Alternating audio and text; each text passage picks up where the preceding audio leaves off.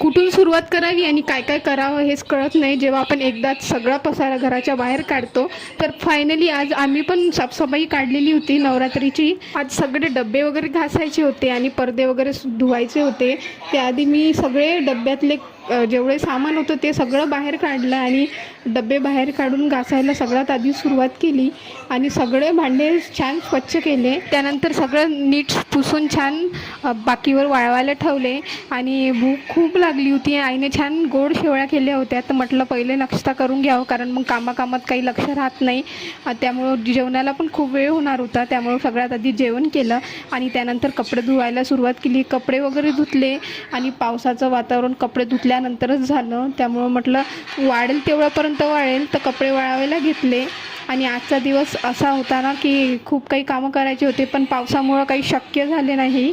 आणि आज माझे 1500 सबस्क्रायबर पूर्ण झाले.